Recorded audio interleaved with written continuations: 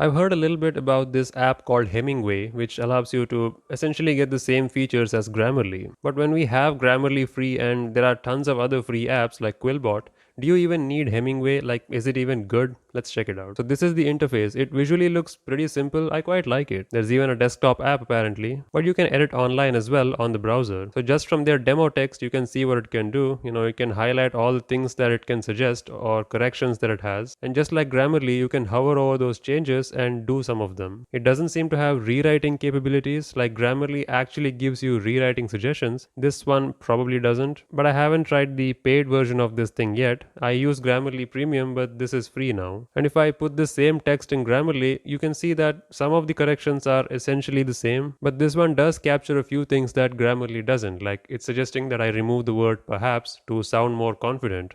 Grammarly does do that sometimes, but it's not always accurate and it's not always on spot. It's always wise to use more than one tools, refine it in one tool and put it in another tool to refine it even further. All these tools are great, but none of them are perfect, at least based on what I've seen so far. You can essentially achieve the same thing with Grammarly free, so there is no real point in exclusively using Hemingway.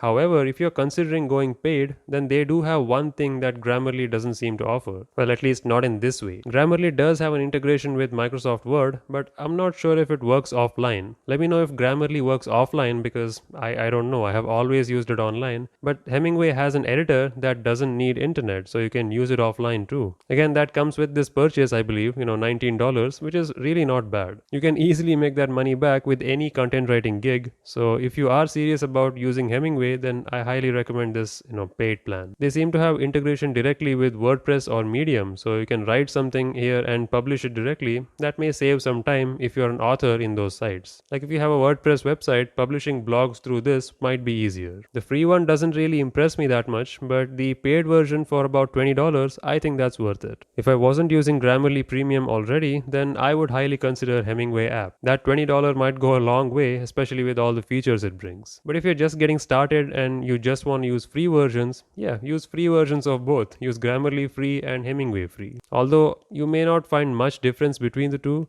so yeah, Quillbot free will do a much better job than just using Hemingway and Grammarly. You may get similar results with both. But I feel Grammarly's UI is a little bit more interactive, so that might still be better. This one surely is more affordable though, so worth checking out.